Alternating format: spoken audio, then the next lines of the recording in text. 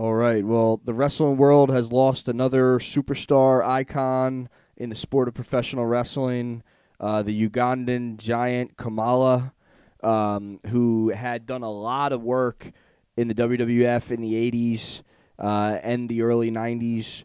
What a gimmick, man. What a presence. What a look the guy had.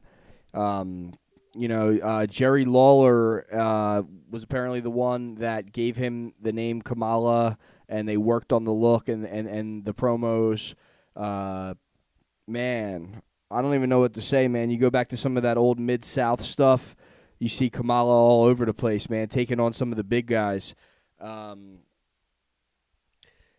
I always thought that he was kind of underutilized in the WWF at the time because I remember him fighting people like Hulk Hogan and stuff, but never really getting over.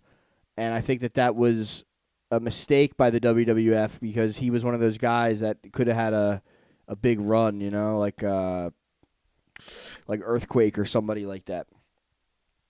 The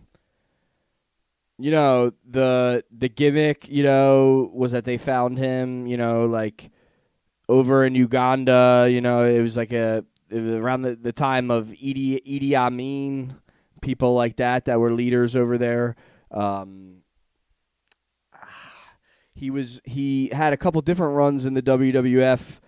One in the mid-'80s, around 84, another one when he came back from 86 to 87, and then he also came back later on when they turned him face, and they got him with my favorite manager, Reverend Slick.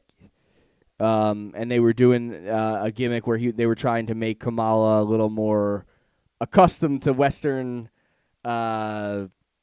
Western world. I also remember him popping back up in WCW in the Dungeons of Doom. I also have heard a lot about his Japanese work and, just some of the other stuff he had done. Like, in the early 80s, he was out in Dallas with the Von Erichs. Man, I got to just say, man, Kamala, there's a lot of guys that have come through the wrestling world.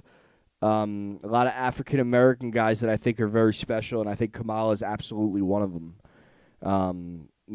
When I think of Kamala, I also think about other guys like the Nation of Domination, Slick, Ahmed Johnson, even Miss Jacqueline, I think about these people, like these special kinds of people that chose professional wrestling as their career.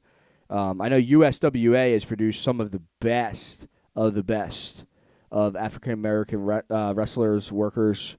King Reginald, people like that. D'Lo Brown, Mark Henry. I put all these guys, Booker T, all these guys represent a certain time period, the 80s and the 90s, so well. I don't know what else to say about that. So I just wanted to speak my piece on Kamala. We love you, Kamala, wherever you're at. Rest easy, friend. And, I hope, one day down the line, man, wherever we end up at in this afterlife, that I hope to see you again. Peace.